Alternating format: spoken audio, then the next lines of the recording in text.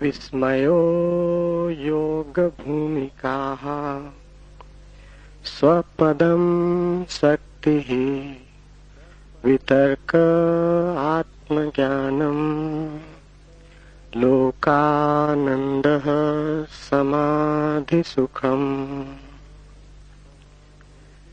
विस्मय योग की भूमिका है।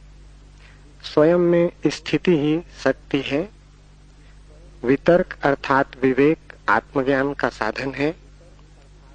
अस्तित्व का आनंद भोगना समाधि है।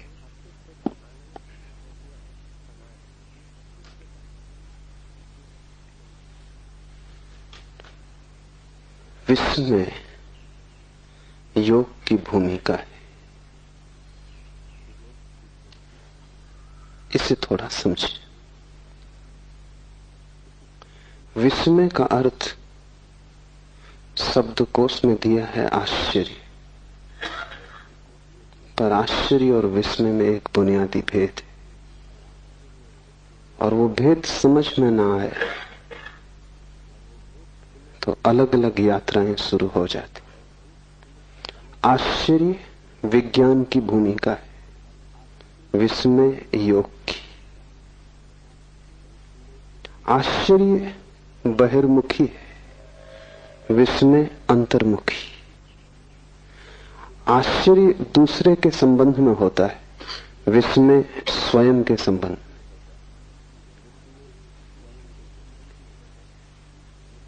एक बात जिसे हम नहीं समझ पाते, जो हमें अवाक कर जाता है, जिस पर हमारी बुद्धि की पकड़ नहीं बैठती, जो हमसे बड़ा सिद्ध होता है, जिसके सामने हम अनायास ही किम कर्तव्य विमूढ़ हो जाते, जो हमें मिटा जाता है, उससे विस्मय पैदा होता है। लेकिन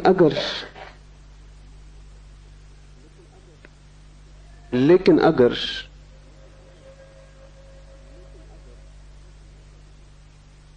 ये जो विस्मय की दशा भीतर पैदा होती है, अतर्क अचिंत्य के समक्ष खड़े होकर इस धारा को हम बहिर्मुखी कर दें, तो विज्ञान पैदा होता है।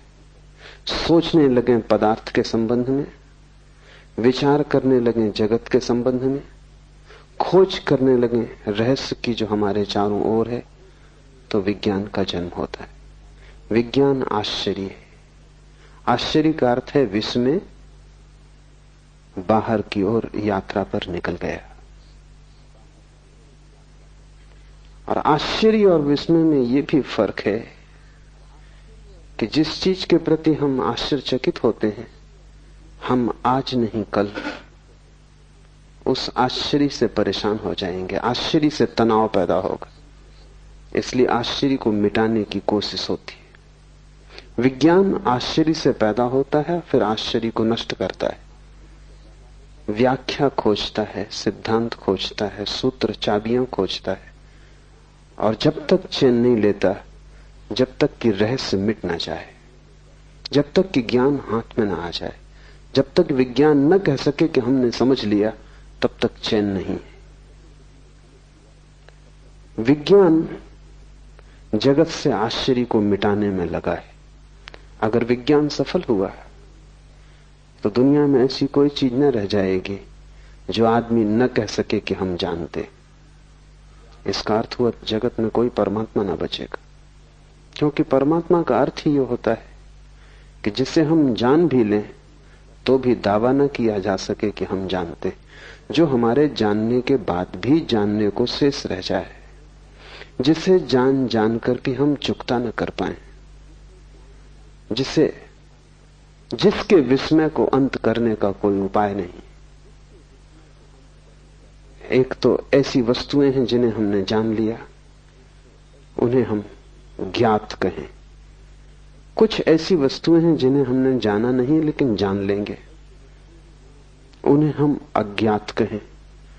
और कुछ ऐसा भी है इस जगत में जिसे हमने जाना भी नहीं है और हम जान भी न पाएंगे, उसे हम अज्ञेय कहें।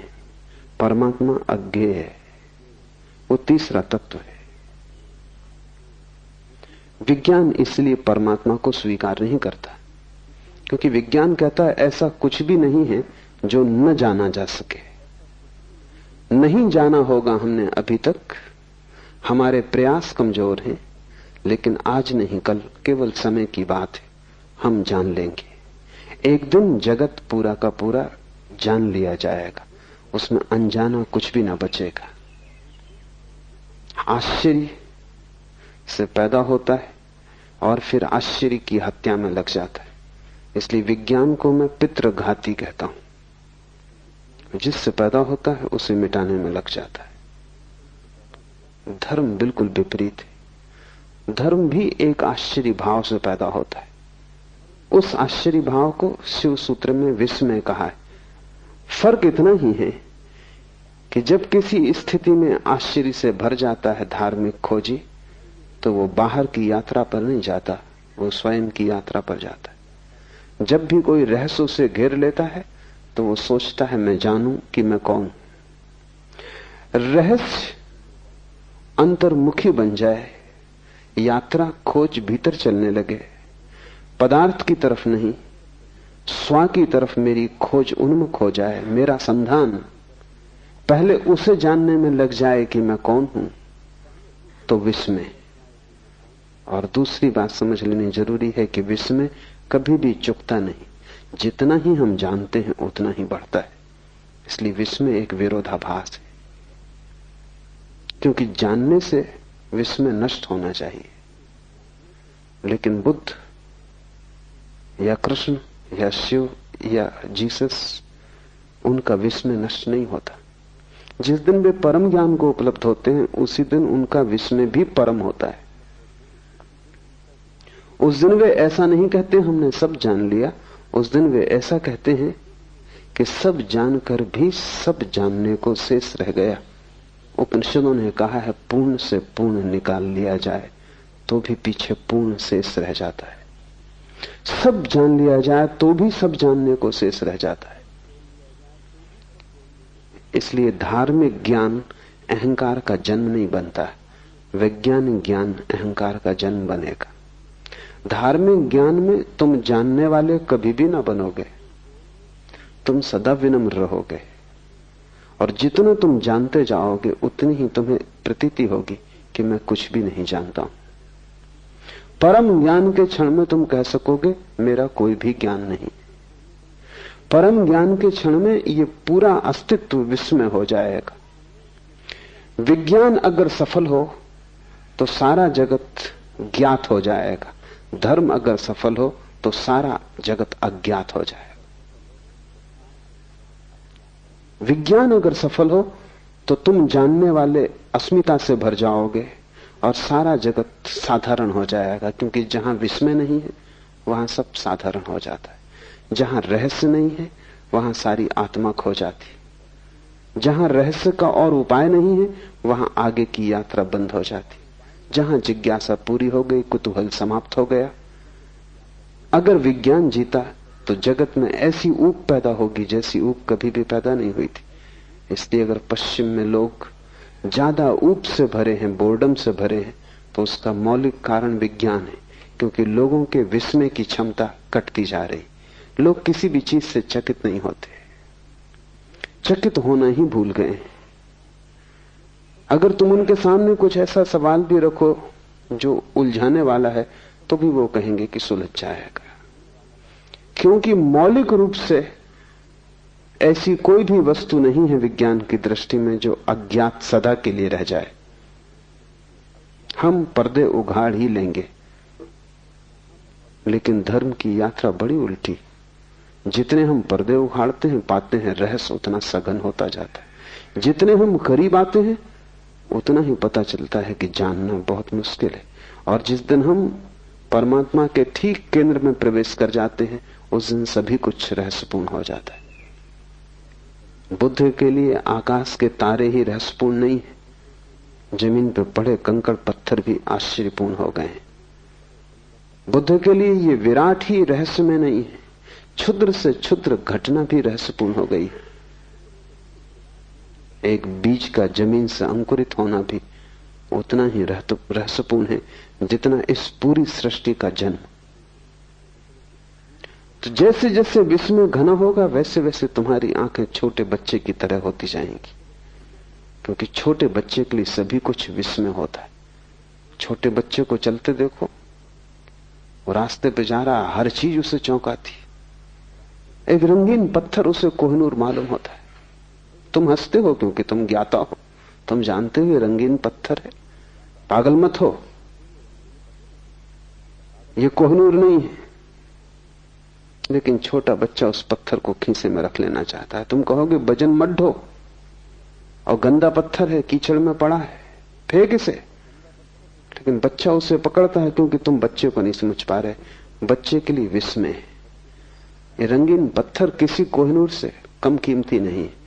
कीमत विस्मय की है, पत्थरों की थोड़ी कोई कीमत होती। एक तितली भी उसे इतना सम्मोहित कर लेती है जितना परमात्मा भी तुम्हें मिल जाए तो सम्मोहित नहीं करेगा। वो तितली के पीछे दौड़ना शुरू कर देता है। एक छोटे बच्चे की जैसी निर्मल दशा है, ऐसे विस्मय की परम स्थिति में, बुद्धत्व की स्थिति में किसी भी व्यक्ति की हो जाती। इसलिए जीसस ने कहा है कि जो छोटे बच्चों की तरह सरल होंगे वे ही केवल मेरे प्रभु के राज्य में प्रवेश कर सकेंगे। जीसस ने वही कहा है जो शिव इस सूत्र में कह रहे हैं, विस्मयो योग भूमिका। विस्मय योग का प्रथम चरण है। तब तो बहुत बातें ख्याल में लेनी नहीं जरूरी है। तुम्हारे पास जितना ज्ञान होगा उतनी ही योग की भूमिका मुश्किल हो जाएगी। तुम्हें जितना दम होगा कि मैं जानता हूं, उतना ही तुम योगी ना हो पाओगे। जितने शास्त्र तुम्हारे चित्त पर भारी होंगे उतना ही तुम्हारा विस्मय नष्ट हो गया। एक पंडित को पूछो परमात्मा के संबंध में तो वो ऐसे उत्तर देता है जैसे परमात्मा कोई उत्तर देने की बात हो, जैसे कि कोई उत्तर दिया जा सकता हो। पंडित को पूछो, उसके पास उत्तर रेडीमेड है। तुमने पूछा भी नहीं था, उसके पास उत्तर तैयार था। परमात्मा भी उसे अवाक नहीं करता है, उसके पास सूत्र सब निश्चित है, वो तत्क्षण समझा देता है। लेकिन बुद्ध के पास जाओ, पूछो परमात्मा के संबंध में, बुद्ध चुप रह जाते। शायद तुम यही सोच के लौट आओगे, बहुत से पंडित बुद्ध के पास से यही सोच के लौट गए कि यह आदमी चुप रह गया, इसका मतलब है इसे पता नहीं। और यह आदमी इसलिए चुप रह गया कि विस्मय तो द्वार है। तुम अगर थोड़े समझदार होते तो तुम रुक गए होते इस आदमी के पास जिसने उत्तर नहीं दिया, और तुमने इस आदमी को समझने की कोशिश की होती, इसकी आंखों में झांका होता, इसके सत्संग में, इसकी सन्निधि में तुम रहे होते, क्योंकि इसे कुछ स्वाद मिल गया है और वो स्वाद इतना बड़ा है कि शब्द उसे कह नहीं सकते, और इसे कोई ऐसा दर्शन हुआ है जो उत्तर नहीं बनाया जा सकता। प्रश्न और उत्तर स्कूली बच्चों की बातें। तुम्हारा प्रश्न ही बेहुदा है। परमात्मा के संबंध में कोई प्रश्न नहीं पूछ सकता। विराट के संबंध में कोई प्रश्न कैसे पूछा जा सकता है? विराट के संबंध में तो प्रश्न उत्तर दोनों गिर जाते। तुम्हारा प्रश्न क्षुद्र है, इसलिए बुद्ध चुप रह गए हैं। लेकिन तुम शायद ये सोच के लौटोगे कि इस आदमी को पता होता तो जवाब देता। इसने जवाब नहीं दिया, इसे पता नहीं। तुम पंडित को पहचानते हो क्योंकि तुम्हारा सिर भी शब्दों से भरा है। तुम ज्ञानी को न पहचान पाओगे क्योंकि ज्ञानी विस्मय से भरा है और तुम्हारा विस्मय नष्ट हो गया है। जगत में बड़ी से बड़ी दुर्घटना है और वो है विस्मय का नष्ट हो जाना। जिस दिन तुम्हारा विस्मय नष्ट होता है उसी दिन तुम्हारे छुटकारे का उपाय मुश्किल हो गया। जिस दिन तुम्हारा विस्मय नष्ट हुआ उसी दिन तुम्हारा बाल हृदय मर गया, जड़ हो गया, तुम बूढ़े हो गए। क्या अब भी तुम चौंकते हो? क्या जीवन तुम्हें प्रश्न बनता है? क्या चारों तरफ से पक्षियों की आवाजें, झरनों का शोरगुल, हवाओं का वृक्षों से गुजरना, तुम्हारे लिए किसी पुलक से भर जाता है, तुम आह्लादित हो जाते हो, तुम जीवन को चारों तरफ देखकर अवाक होते हो? नहीं, क्योंकि तुम्हें सब पता है कि पक्षियों की आवाज है, कि शोरगुल हवाओं का वृक्षों में। तुम्हारे पास हर चीज के उत्तर हैं। उत्तरों ने तुम्हें मार डाला है। तुम ज्ञान के पहले ज्ञानी हो गए हो। विस्मयो योग भूमिका। और जो व्यक्ति योग में प्रवेश करना चाहे, विस्मय उसके लिए द्वार है। अपने बचपन को वापस लौटाओ, फिर से पूछो, फिर से कुतूहल करो, फिर से जिज्ञासा जगाओ, तो तुम्हारे भीतर जहां जहां जीवन के स्रोत सूख गए हैं फिर हरे हो जाएंगे। जहां जहां पत्थर अड़ गए हैं वहां वहां झरना फिर प्रकट हो जाएगा। तुम फिर से आंख खोलो और चारों तरफ देखो, सब उत्तर झूठे हैं, क्योंकि सब तुम्हारे उत्तर उधार हैं। तुमने खुद कुछ भी नहीं जाना है, लेकिन तुम उधार ज्ञान से ऐसे भर गए हो कि तुम्हें प्रतीति होती है कि मैंने जान लिया। विस्मय को जगाओ। तुम्हारे आसन प्राणायाम से कुछ भी ना होगा जब तक विस्मय ना जग जाए, क्योंकि आसन प्राणायाम सब शरीर के हैं। ठीक है, शरीर शुद्धि होगी, शरीर स्वस्थ होगा, लेकिन शरीर की शुद्धि या शरीर का स्वास्थ्य तुम्हें कोई परमात्मा से न मिला देगा। विस्मय मन की शुद्धि है। विस्मय का अर्थ है मन सभी उत्तरों से मुक्त हो गया। विस्मय का अर्थ है तुमने हटा दिया उत्तरों का कचरा, तुम्हारा प्रश्न फिर नया और ताजा हो गया और तुमने अपने अज्ञान को समझा। विस्मय का अर्थ है मुझे पता नहीं। पांडित्य का अर्थ है मुझे पता है। जितना तुम्हें पता है उतने ही तुम गलत हो। जब तुम सरल भाव से कहते हो मुझे कुछ भी पता नहीं, सारा जगत अज्ञात है, जो भी मुझे पता है वो भी काम चलाऊ है, मैंने अभी कुछ भी नहीं जाना है, ऐसी प्रतीति जितनी गहरी तुम्हारे हृदय में बैठ जाएगी, तुमने योग का पहला कदम उठाया। फिर दूसरे कदम आसान है, लेकिन अगर पहला कदम ही चूक जाए तो फिर तुम कितनी ही यात्रा करो, उससे कुछ हल नहीं होता, क्योंकि जिसका पहला कदम गलत पड़ा वो मंजिल पे नहीं पहुंच सकेगा। पहला कदम जिसका सही है उसकी आधी यात्रा पूरी हो गई। और विश्व में पहला कदम है। थोड़ा गौर से देखो, तुम्हारे पास ज्ञान है। तुम भी थोड़े गौर से देखोगे तो समझ लोगे ज्ञान नहीं है, सब कचरा है, इकट्ठा कर लिया है शास्त्र से, गुरुओं से, संतों से, और उसे तुम बहुमूल्य थाती की तरह संजोए बैठे हो। उसने तुम्हें कुछ भी नहीं दिया, सिर्फ तुम्हारे विस्मय की हत्या कर दी। तुम्हारा विस्मय तड़फ रहा है, मरा हुआ पड़ा है। अब तुम चौंकते नहीं, अब तुम्हें कोई भी चीज चौंकाती नहीं। एक ईसाई फकीर हुआ, एक हार्ट, उसने एक बड़ी अनूठी बात कही। उसने कहा संत वो है जिससे हर चीज चौंकाती, हर चीज, छोटी छोटी घटनाएं जिसे चौंका देती। पानी में पत्थर गिरता है, आवाज होती, लहरें उठती, संत को चौंका देती। ये इतना विस्मयपूर्ण है, इतना रहस्यपूर्ण है। संत श्वास लेता है, जीता है, ये भी काफी चौंकाने वाला है। एक हार्ट रोज सुबह की प्रार्थना में परमात्मा को कहता था, आज फिर सुबह हुई, आज फिर सूरज उगा, तेरी लीला अपार है। न उगता तो क्या करते, क्या उपाय था? आदमी बेबस है। एक हार्ट कहता, आज सांस आती है, कल ना आए, क्या करूंगा?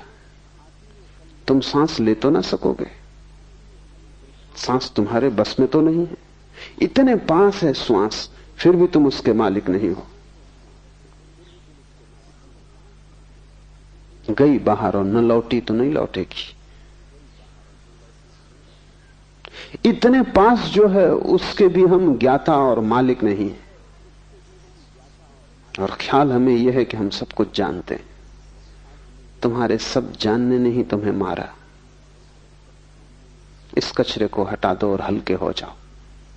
तत्क्षण तुम्हारी आंखें जब ज्ञान से न भरी होंगी तब रहस्य से भर जाएंगी। उस रहस्य की अंतर यात्रा का नाम विस्मय है, बहिर यात्रा का नाम आश्चर्य है। अगर उस रहस्य को तुमने पदार्थों पर लगा दिया तो तुम एक वैज्ञानिक हो जाओगे। अगर उस रहस्य को तुमने स्वयं की सत्ता पर लगा दिया तो तुम एक महायोगी हो जाओगे। और दोनों के परिणाम भिन्न होंगे, क्योंकि आश्चर्य हिंसात्मक है, विस्मय अहिंसात्मक है। आश्चर्य जिस तरफ लग जाता है उसी को तोड़ने लगता है, विश्लेषण करता है, क्योंकि आश्चर्य में एक बेचैनी है, विस्मय में एक रस है। इस फर्क को भी ठीक से समझ लो। शब्दकोश में वो नहीं लिखा हुआ है, लिखा भी नहीं जा सकता, क्योंकि शब्दकोश बनाने वाले को कोई विस्मय का पता भी नहीं। आश्चर्य हिंसात्मक है, आक्रामक है। तुम जिस चीज के प्रति आश्चर्य से भरते हो एक तनाव पैदा हो जाता है। उस तनाव को हल करना ही पड़ेगा।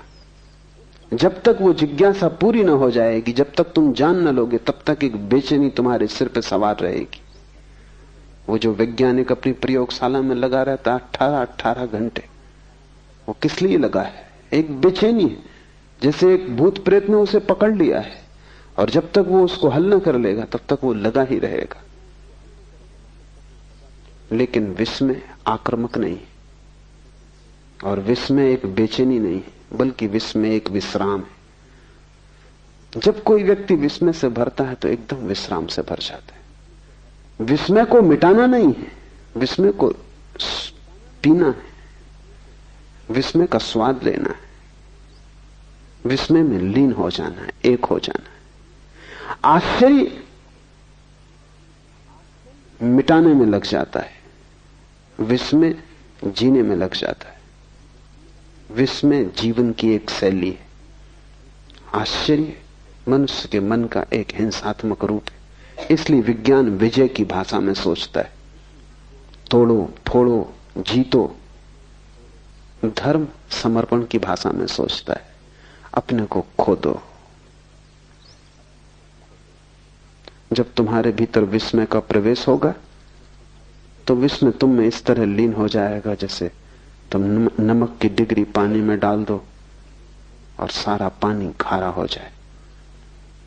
जिस दिन तुम विस्मय से भरोगे उस दिन तुम विस्मय से खारे हो जाओगे। रोआ रोआ विस्मय से भर जाएगा।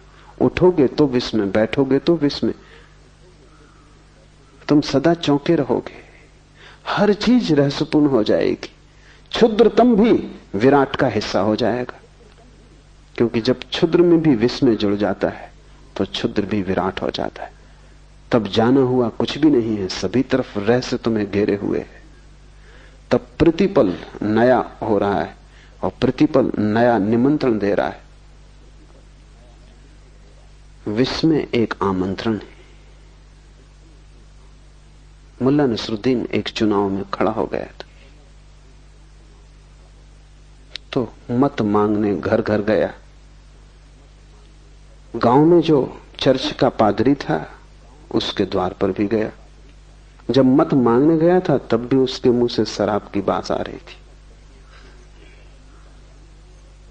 पादरी भला आदमी था, सीधे सीधे कहना अशिष्टता होगी, तो उसने नसरुद्दीन से कहा कि मुझे बस एक बात पूछनी, अगर संतोषजनक उत्तर दिया तो मेरा मत, मेरा वोट तुम्हारे लिए।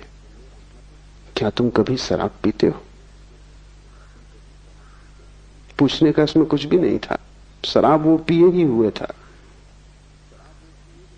नसरुद्दीन चौंका और उसने कहा कि इसके पहले कि मैं जवाब दूं, एक सवाल मुझे भी पूछना।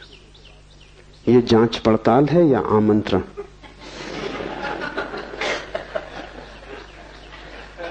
Is this an inquiry or an invitation? आश्चर्य जांच पड़ताल है, विस्मय आमंत्रण। विस्मय एक भीतरी बुलावा है, और जैसे जैसे तुम भीतर प्रवेश करते हो वैसे वैसे डूबते चले जाते हो। एक दिन ऐसा आएगा कि तुम ना बचोगे और विश्व में ही बचेगा। उस दिन परम ज्ञान घट गया। अगर तुमने आश्चर्य किया तो एक दिन ऐसा आएगा कि तुम ही बचोगे और आश्चर्य न बचेगा। ये विज्ञान की निष्पत्ति है। अहंकार बचेगा, आश्चर्य नष्ट हो जाएगा। अगर विस्मय की यात्रा पर गए तो तुम नष्ट हो जाओगे, विस्मय बचेगा। रोआ रोआ उसी श्वास से भर जाएगा। तुम्हारा होना ही विस्मयपूर्ण होगा। इसे शिव ने भूमिका कहा योग की। ज्ञान को हटाओ, विस्मय से भरो। और अब कठिन लगेगा शुरू में, क्योंकि तुम्हें ख्याल है कि तुम सब जानते हो। D.H. लॉरेंस एक बड़ा विचारक, कीमती मूल्यवान विचारक हुआ।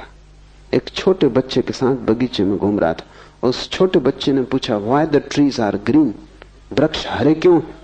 छोटे बच्चे ही ऐसे सवाल पूछ सकते हैं, इतने ताजे सवाल। तुम तो ये सवाल ही नहीं सोच सकते। तुम कहोगे वृक्ष हरे हरे हैं, इसमें पूछना क्या है? ये कोई सवाल है? ये बच्चा मूड है। लेकिन तुम फिर से सोचो, वृक्ष हरे क्यों? तुम्हें सच में उत्तर पता है? शायद तुम में कोई विज्ञान का विद्यार्थी हो तो वो कहेगा क्लोरोफिल के कारण। मगर इससे कोई बच्चे के प्रश्न का हल तो नहीं होता। बच्चा पूछेगा कि वृक्ष में क्लोरोफिल क्यों है? आखिर क्लोरोफिल को वृक्ष में होने की क्या जरूरत है और आदमी में क्यों नहीं है? और क्लोरोफिल कैसे वृक्षों को खोजता रहता है? क्यों का कोई सवाल क्लोरोफिल से होता नहीं हल। विज्ञान जो भी जवाब देता है सब ऐसे ही है। उससे प्रश्न सिर्फ एक सीढ़ी और पीछे हट जाता है बस। अगर तुम जरा समझदार हो तो प्रश्न फिर उठा सकते हो।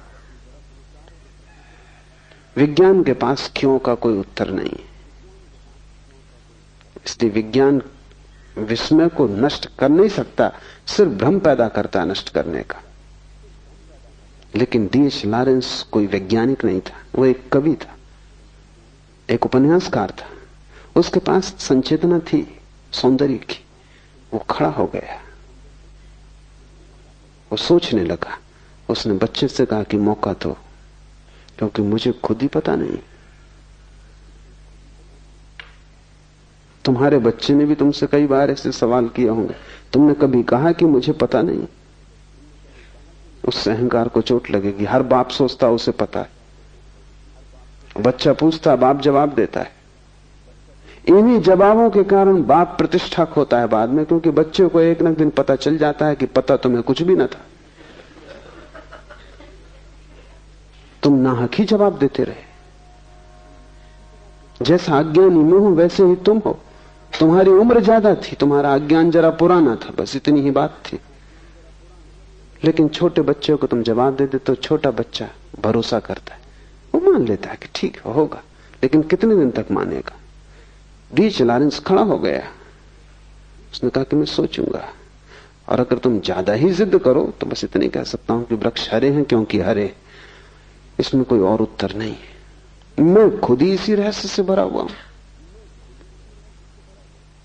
अगर तुम आंख से थोड़े ज्ञान का पर्दा हटाओगे तो तुम पाओगे चारों तरफ रहस्य खड़ा हुआ है। वृक्ष हरे हैं, ये भी रहस्यपूर्ण है। हरे वृक्षों में लाल फूल लग रहे हैं, ये भी रहस्यपूर्ण है। एक छोटे से बीज में इतने इतने बड़े विराट काय वृक्ष छिपे हैं, ये भी रहस्यपूर्ण है। एक बीज को तुम संभाल के रखे रहो, सैकड़ों हजारों साल के बाद वो वृक्ष प्रकट हो जाता है। जीवन शाश्वत मालूम होता है। हर घड़ी रहस्य से भरी है, पर तुमने जैसे अपनी आंखें बंद कर ली, तुम निश्चिंत हो गए हो। निश्चिंतता तुम्हारी जड़ता है, तुम झिझकते भी नहीं। इसमें कुछ कारण है, क्योंकि इससे अहंकार को आश्वासन मिला रहता है कि मैं जानता हूं, मैं जानता हूं तो एक सुरक्षा बनी। मैं नहीं जानता तो सब सुरक्षा खो जाती। पता तुम्हें कुछ भी नहीं है, लेकिन यह बात पीड़ा देती है कि मुझे कुछ भी पता नहीं, इसलिए तुम कुछ भी पकड़ लेते हो। तिनके पकड़ लेता है डूबता आदमी और तिनकों के सहारे ले लेता है। ये तुम जो पकड़े हो ये तिनका भी नहीं है, तिनके से शायद कोई कभी बच भी जाए, पर तुमने जो पकड़ा है वो तो तिनका भी नहीं, वो तो सिर्फ सपना है, सिर्फ कोरे शब्द हैं। एक आदमी पक्का मान के बैठा है कि उसे ईश्वर का पता है। ये बात ही बेहूदी है कि कोई आदमी कहे मुझे पक्का पता है। पक्के का मतलब होता है तुम ईश्वर के रहस्य को भी खोज लिए। पक्के का अर्थ होता है कि तुम उसके भी आर पार गुजर गए, उसको भी नाप जोख लिया। पक्के का अर्थ होता है वो भी माप लिया गया, तुमने तौल लिया तराजू पर, जांच पड़ताल कर ली प्रयोगशाला में। पक्के का क्या अर्थ होता है? एक दूसरा आदमी है जिसको पक्का पता है कि ईश्वर नहीं।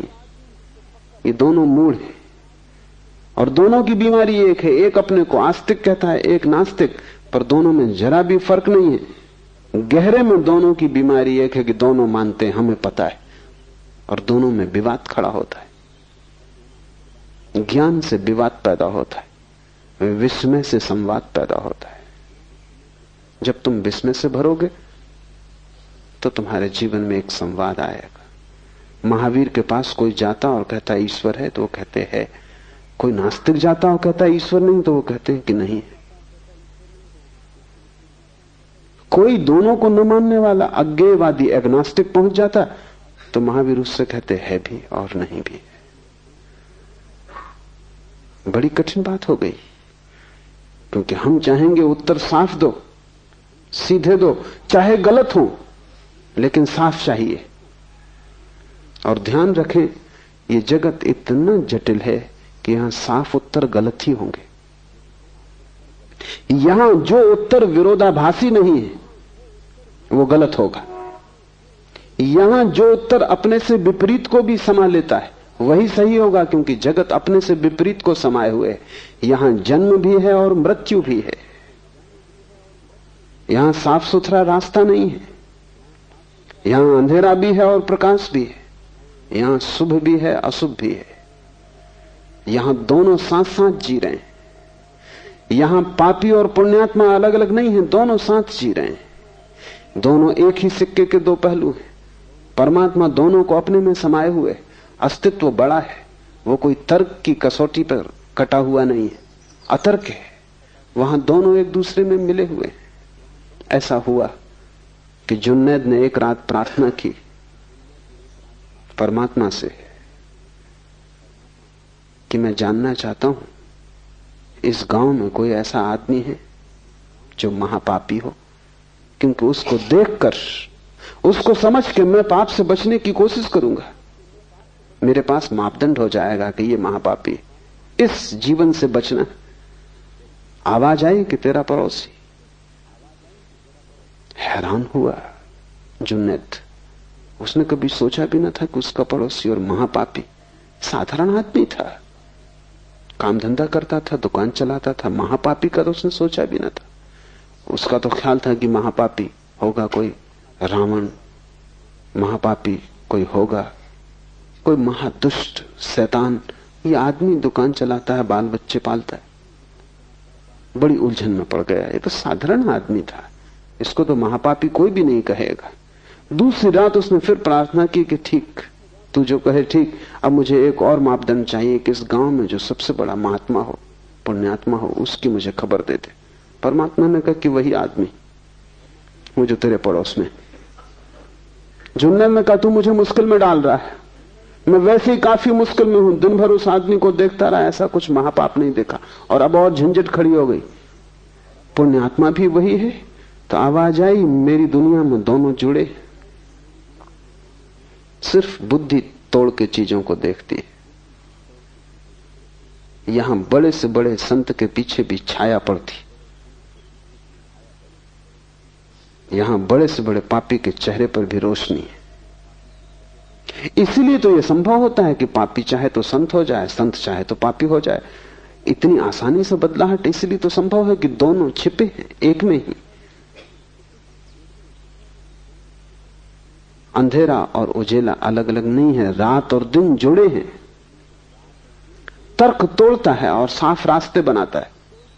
तर्क ऐसे है जैसे कि तुमने एक छोटा सा बगीचा बना लिया हो, साफ सुथरा, कटा पिटा। जीवन जंगल की तरह है, वहां कुछ साफ सुथरा नहीं है, वहां सब चीजें एक दूसरे से उलझी। जो जीवन को समझने चला है उसे साफ कटे कटाए उत्तरों से बचने की क्षमता चाहिए। उनको पकड़ लेने में सुरक्षा है, क्योंकि तुम्हें आश्वासन हो जाता है कि ठीक मुझे पता है।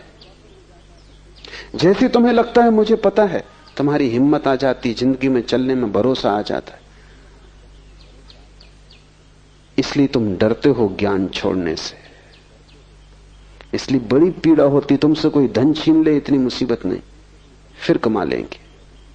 और धन तो मिट्टी थी, तुम जानते ही थे। तुमसे कोई पद छीन ले कोई बड़ी चिंता की बात नहीं है, तुम खुद भी त्याग सकते हो। लेकिन ज्ञान, तो घर में देखता हूं एक अनूठी घटना घटती। एक आदमी समाज छोड़ देता है, गांव छोड़ देता है, घर छोड़ देता है, पत्नी परिवार छोड़ देता है। लेकिन अगर वो जैन था तो हिमालय पे भी जैन रहता है, हिंदू था तो हिंदू रहता है, मुसलमान था तो मुसलमान रहता है। जिस समाज को छोड़ के भाग आया उसी ने ये मुसलमान होना दिया था, उसी ने ये ज्ञान दिया था कि तुम मुसलमान हो। ये कुरान सच्ची किताब, सब किताबें बाकी गलत है। सबको छोड़ आया लेकिन ज्ञान को बचा के आ जाता है हिमालय पर भी। कुछ भी नहीं बदला इस आदमी की जिंदगी में, क्योंकि ज्ञान का भरोसा ऐसे यहां भी है। ज्ञान तुम छोड़ दो और जहां तुम खड़े हो वहीं हिमालय आ जाएगा। हिमालय का अर्थ ही इतना है कि जहां सब रहस्यपूर्ण है, जहां उतुंग शिखर है जिन्हें तुम छू ना सकोगे, और जहां अनंत खाइयां हैं जिनमें तुम उतर ना सकोगे, जो हमारे सभी पैमानों से बड़ा है। विस्मय का अर्थ है जहां तुम्हारी बुद्धि व्यर्थ हो जाती, जहां तुम्हारा अहंकार असमर्थ हो जाता है, जहां तुम एकदम असहाय हो जाते हो। तुम रो सकते हो वहां, हंस सकते हो वहां, लेकिन बोल नहीं सकते। कहा जाता है कि मूसा जब सिनाई के पर्वत पर गए तो रोए भी, हंसे भी, पर बोले नहीं।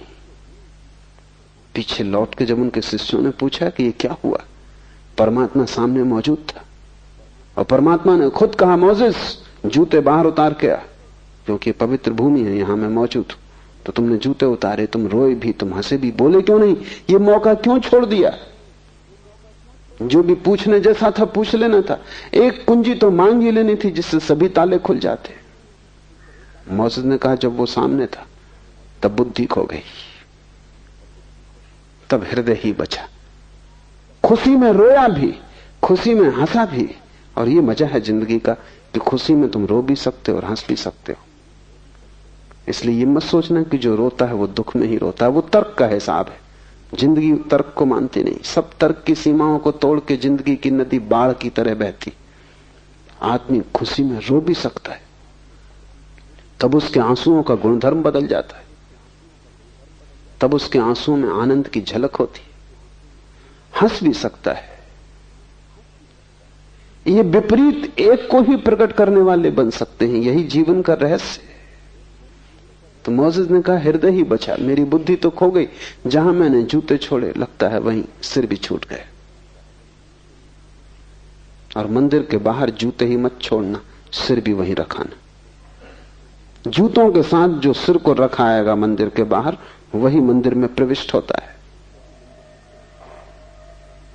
और जूते और सिर का बड़ा जोड़ है, इसलिए जब तुम किसी से गुस्से में आ जाते हो तो जूता उसके सिर में मारते। साधु अपना ही जूता अपने सिर में मार लेता है। ये दो छोर हैं, ये दो अतियां हैं। एक तरफ जूते हैं, एक तरफ सिर है। दोनों के मध्य में तुम हो, और वो जो मध्य बिंदु है तुम्हारा, वहां सभी विपरीत मिल रहे, वहां तुम्हारे पैर और वहां तुम्हारा सिर मिल रहा है, वही हृदय है। तो मोसेस ने कहा, रोया, हंसा, क्योंकि विस्मय से भर गया, अवाक रह गया। मोसेस ने कहा, अब सो ना सकूंगा, अब जो देखा है उसे अनदेखा ना कर सकूंगा, अब जो हो गया अब उसका मिटना नहीं हो सकता। वो मौजूद जो पहले था अब बचा नहीं, अब मैं दूसरा ही आदमी हूं, ये एक नया जन्म। इसको हिंदू द्विज कहते हैं, जब कोई आदमी का ऐसा दूसरा जन्म हो जाए। सभी ब्राह्मण द्विज नहीं है, कभी कभी कोई ब्राह्मण द्विज हो पाता है। द्विज का मतलब जनेऊ पहन लेने से नहीं, द्विज शब्द का अर्थ है दोबारा जिसका जन्म हो। ये मोसेस ने कहा कि अब मैं द्विज हूं, ट्वाइस बान, अब मैं दूसरा आदमी हूं, अब वो आदमी मर गया।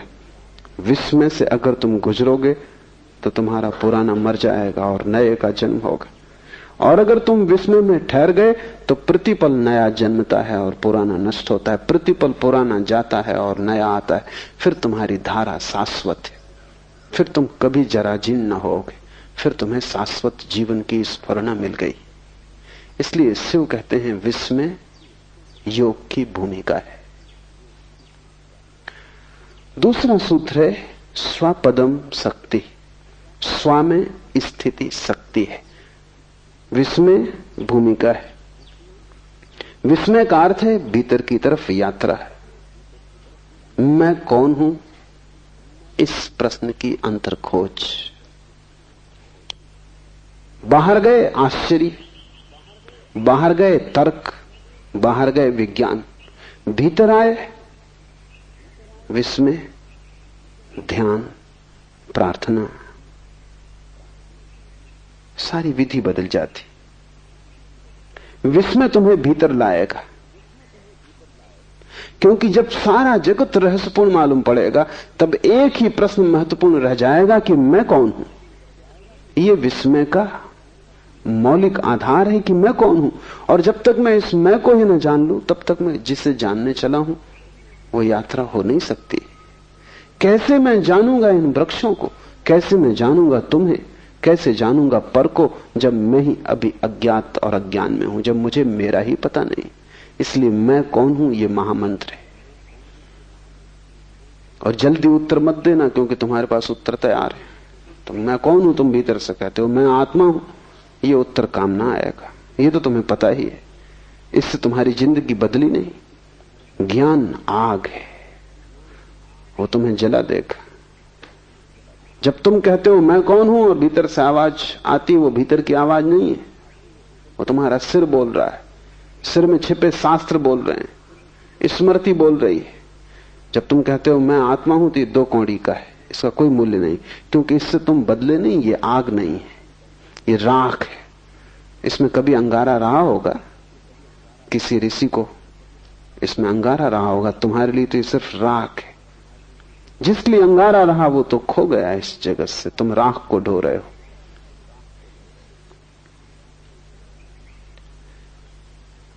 मैं कौन हूं इसको तुम पूछते जाना और उधार उत्तर मत देना। जब भी उधार उत्तर आए कहना कि मेरा उत्तर नहीं, मेरा जाना नहीं, मेरा कैसे हो सकता है। जो मैं जानता हूं वही केवल मेरा हो सकता है। जो तुम उपलब्ध करोगे अपने श्रम से वही केवल तुम्हारी संपदा है। ज्ञान में चोरी नहीं चल सकती, और न ज्ञान में भिखमंगापन चलता है। न तुम भीख मांग सकते, न तुम चोरी कर सकते। यहां डकैती नहीं चल सकती। यहां तो तुम्हें स्वश्रम से ही स्वयं को निर्मित करना होगा। दूसरा सूत्र है स्व में स्थिति शक्ति है। जैसे ही विस्मय पैदा हो भीतर की तरफ चलना, डूबना और स्व में स्थित हो जाने की चेष्टा करना। क्योंकि जब तुम पूछते हो मैं कौन हूं तो कब तुम्हें उत्तर मिलेगा। अगर इसका उत्तर तुम्हें चाहिए तो भीतर स्व में ठहरना पड़ेगा। उसको ही हमने स्वास्थ्य कहा है, स्वयं में ठहर जाना। और जब कोई व्यक्ति स्वयं में ठहर जाएगा तभी तो देख पाएगा। दौड़ते हुए तुम कैसे देख पाओगे। तुम्हारी हालत ऐसी है कि तुम एक तेज रफ्तार की कार में जा रहे हो, एक फूल तुम्हें खिड़की से दिखाई पड़ता है, तुम पूछ भी नहीं पाते ये क्या है कि तुम आगे निकल गए। तुम्हारी रफ्तार तेज, और वासना से तेज रफ्तार दुनिया में किसी और यान की नहीं है। चांद पर पहुंचना हो, रॉकेट भी वक्त लेता है, तुम्हारी वासना को उतना वक्त भी नहीं लगता, इसी क्षण तुम पहुंच जाते हो। वासना तेज से तेज गति है, और जो वासना से भरा है उसका अर्थ है कि वो ठहरा हुआ नहीं, भाग रहा है, दौड़ रहा है। और तुम इतनी दौड़ में हो कि तुम पूछो भी कि मैं कौन हूं तो उत्तर कैसे आएगा। ये दौड़ छोड़नी होगी, स्व में स्थित होना होगा। थोड़ी देर के लिए सारी वासना, सारी दौड़, सारी यात्रा बंद कर देनी होगी। लेकिन एक वासना समाप्त नहीं हो पाती कि तुम 25 को जन्म दे लेते हो। एक यात्रा पूरी नहीं हो पाती कि 25 नए रास्ते खुल जाते हैं, तुम फिर दौड़ने लगते हो। तुम्हें बैठना आता ही नहीं, तुम रुके ही नहीं हो जन्मों से। मैंने सुना है कि एक सम्राट ने एक बहुत बुद्धिमान आदमी को वजीर रखा, लेकिन वजीर बेईमान था और उसने जल्दी ही साम्राज्य के खजाने से लाखों करोड़ों रुपए उड़ा दिए।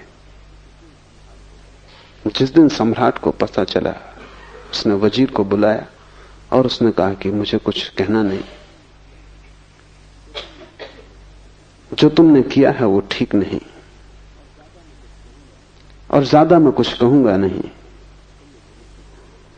तुमने भरोसे को तोड़ा,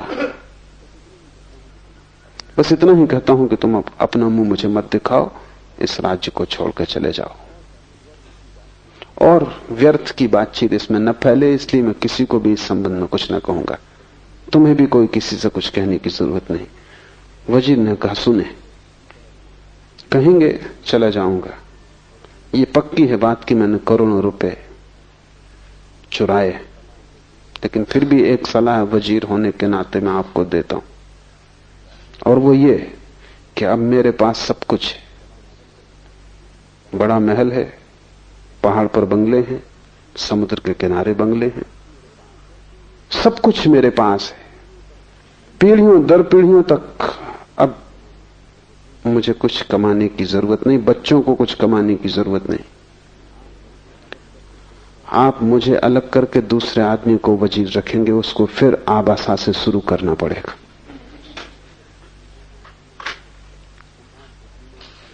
सम्राट बुद्धिमान था, उसकी बात समझ में आ गई।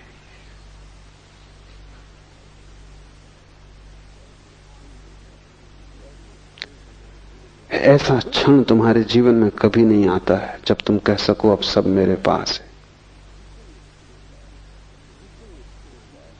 जिस दिन ये क्षण आ जाएगा उसी दिन दौड़ बंद होगी, अन्यथा तुम हर घड़ी आबासा से शुरू कर रहे हो।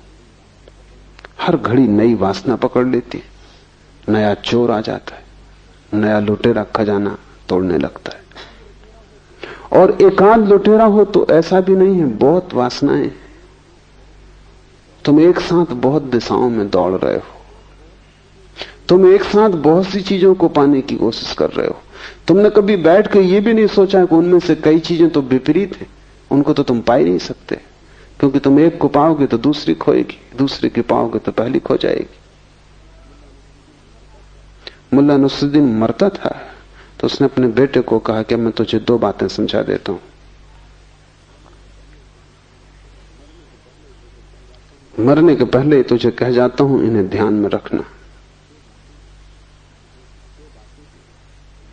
2 बातें हैं, एक ऑनेस्टी, ईमानदारी, और दूसरी है विजडम, बुद्धिमानी। तो दुकान तू संभालेगा, काम तू संभालेगा, दुकान पे तख्ती लगी है। Honesty is the best policy, ईमानदारी सबसे अच्छी नीति है, इसका पालन करना। कभी किसी को धोखा मत देना, कभी वचन भंग मत करना, जो वचन दे उसे पूरा करना। बेटे ने कहा ठीक, दूसरा क्या है?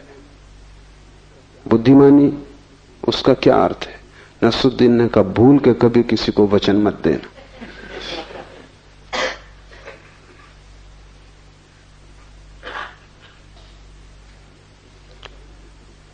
बस ऐसा ही विपरीत बटा हुआ जीवन है।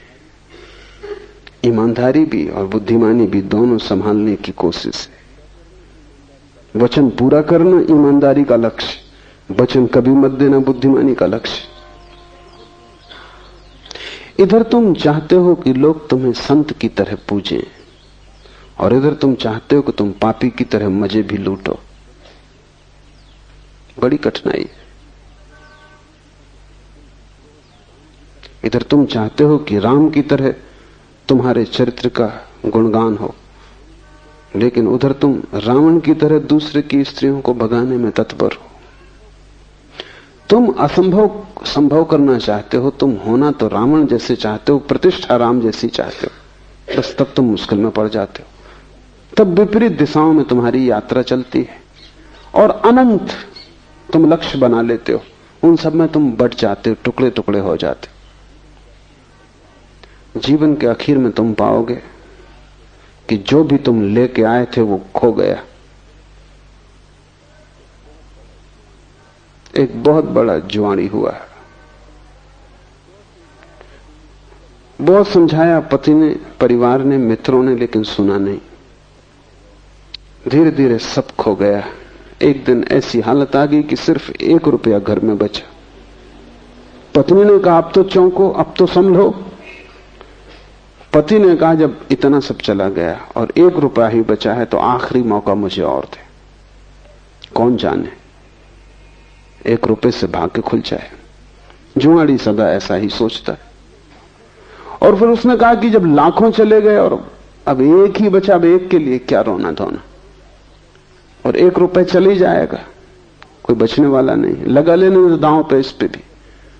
पत्नी ने भी सोचा कि अब जब सभी चला गया और 1 ही बचा, 1 कोई टिकने वाला वैसे भी क्या है, सांझ के पहले खत्म हो जाएगा, तो ठीक है, तू जा अपनी आखिरी इच्छा भी पूरी कर ले। जुआरी गया जुए के अड्डे पर, बड़ा चकित हुआ। हर बाजी जीतने लगा। 1 के 1000 हुए, 1000 के 10,000 हुए, 10,000 के 50,000 हुए, 50,000 के लाख हो गए, क्योंकि वो इकट्ठे दांव पे लगाता गया। फिर उसने लाख भी लगा दिए और कहा, बस अब ये आखिरी हल हो गया सब, और वो सब हार गया। वो घर लौटा। पत्नी ने पूछा, क्या हुआ? उसने कहा, 1 रुपया चला गया। क्योंकि तुम वही खो सकते हो जो तुम लेके आए थे। लाख की क्या बात करनी। उसने कहा, 1 रुपया खो गया, कोई चिंता की बात नहीं। वो दांव खराब गया, पर उसने ये बात न कही कि लाख हो गए थे।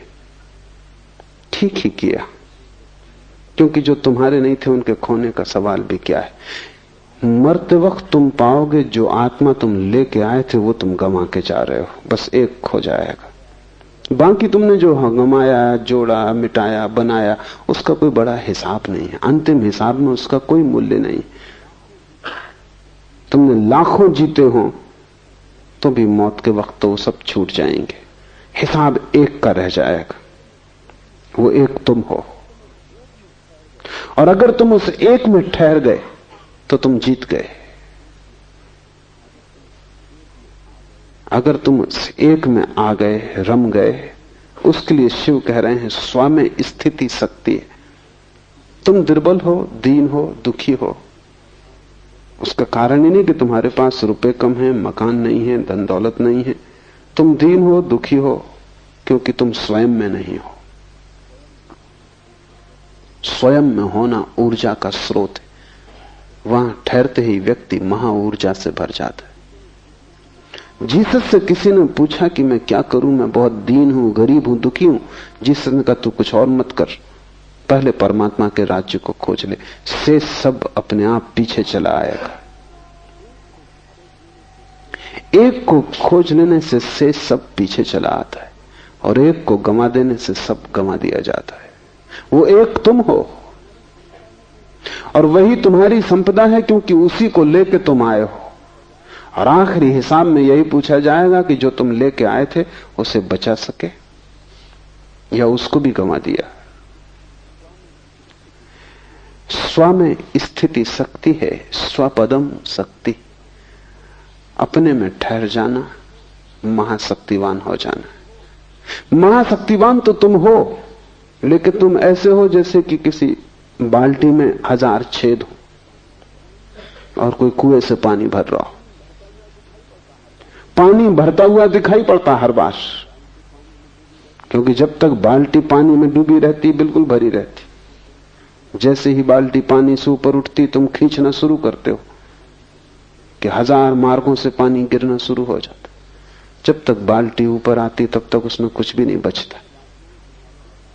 1000 वासनाएं तुम्हारे 1000 छेद हैं, उनसे तुम्हारी ऊर्जा खोती है। जब तक तुम सपना देखते हो तब तक बाल्टी भरी है, जब तक तुम कामना करते हो तब तक बाल्टी भरी है। जैसे ही कामना को कृत्य में लाते हो, जैसे ही खींचना शुरू करते हो कुएं से बाल्टी को, जैसे ही सपने को सत्य बनाने की कोशिश करते हो, ऊर्जा खोनी शुरू हो जाती। हाथ आते तक बाल्टी हाथ आ जाती है, 1000 छेद हाथ में आ जाते हैं, पानी की एक बूंद नहीं आती, प्यास उतनी की उतनी रह जाती। हर बार जब खींचते हो बड़ा शोरगुल मचता है कुएं में और लगता है पानी चला आ रहा है, तूफान आ रहा है, हाथ कुछ भी नहीं आता। हर बार तुम खाली हाथ लौटते हो, लेकिन वासना बड़ी अद्भुत है। एक मछली मार को कोई राहगीर पूछता था कितनी मछलियां पकड़ी। सांझ होने के करीब थी, सुबह से बैठा था बंसी को डाले। ये राहगीर कई बार वहां से निकला और देख गया था, आखिर उससे न रहा गया। उसने पूछा कितनी पकड़ी। उस मच्छी मार ने कहा जिस एक को मैं पकड़ने की अभी कोशिश कर रहा हूं ये, और अगर 2 और पकड़नी तो 3 होंगी। अभी पकड़ी एक भी नहीं है, जिसको पकड़ रहा हूं ये 1 और 2 और तो 3 होंगी। तुम हमेशा इस मच्छी मार की हालत में हो, जिसको पकड़ रहे हो ये 1 और 2 अभी सपने में है, और ये भी अभी सत्य नहीं हुई है, और हिसाब 3 का है, और तुम बड़े प्रसन्न हो रहे हो। जब भी बाल्टी हाथ में आती तुम पाते हो फिर खाली आ गई। और ध्यान रहे जितनी बार तुम डालते हो कुएं में, छेद उतने बड़े होते जाते हैं। इसलिए बच्चे प्रसन्न मालूम होते हैं, बूढ़े बिल्कुल उदास मालूम होते हैं, उनकी बाल्टी छेद ही छेद हो गई। कितनी बार डाल चुके, निकाल चुके, सब छेद बड़े हो गए, लेकिन फिर भी पुरानी आशा मरती नहीं, कभी तो भरी हुई आ जाएगी, क्योंकि भरी हुई दिखाई पड़ती है। फिर पानी गिरता हुआ भी दिखाई पड़ता है। शक्ति तो तुम्हारे पास है परमात्मा की, लेकिन मन तुम्हारे पास छेद वाली बाल्टी की तरह है। स्वपदम शक्ति का अर्थ है जब तुम वासनाओं में न दौड़ोगे। एक वासना गिरी, एक छेद बंद हुआ, वासनाएं गिर गई, सारे छेद खो गए, और तब तुम्हें किसी और कुएं में बाल्टी डालने की जरूरत नहीं, तुम खुद ही कुआं हो। बड़ी है ऊर्जा तुम्हारे पास। सिर्फ तुम्हारी व्यर्थ खोती शक्ति बच जाए तो तुम महा ऊर्जा लेकर पैदा हुए हो। तुम्हें कुछ पाना नहीं है, जो भी पाने योग्य है वो तुम्हारे पास है, सिर्फ उसे खोने से बचना है। परमात्मा को पाने का सवाल नहीं, सिर्फ खोने से बचना है।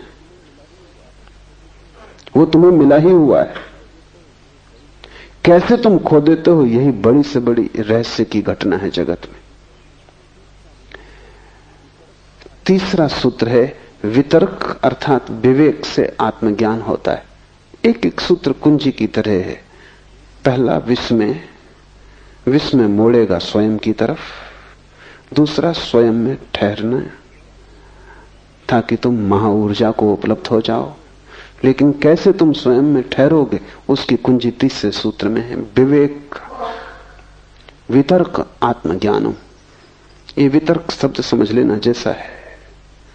तर्क तो हम जानते हैं, तर्क विज्ञान के हाथ है, वो आश्चर्य को काटने की तलवार है। तर्क काटता है, विश्लेषण करता है, तर्क बाहर जाता है, वितर्क भीतर जाता है, वो काटता नहीं, जोड़ता है। तर्क विश्लेषण है, एनालिसिस। वितर्क संश्लेषण, सिंथेसिस।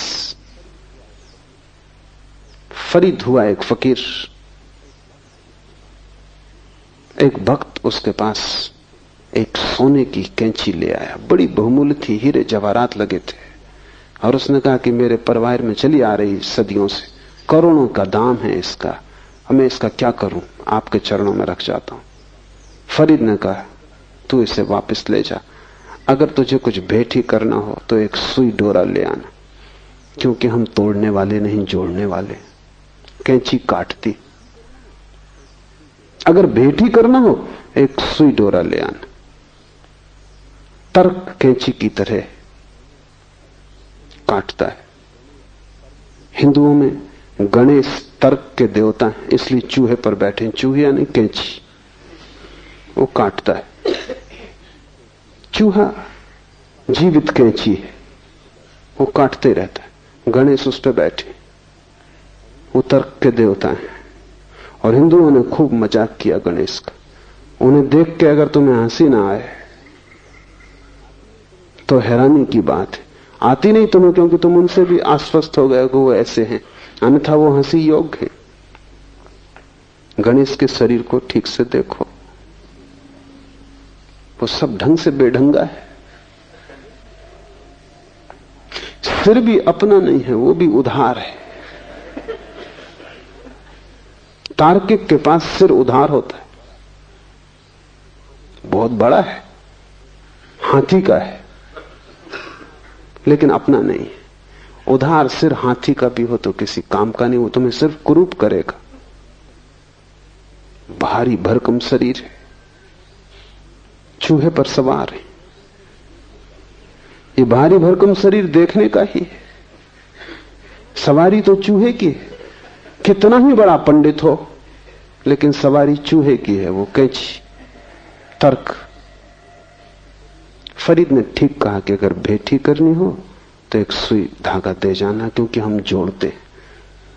वितर्क जोड़ने की कला है। वितर्क शब्द का अर्थ होता है विशेष तर्क।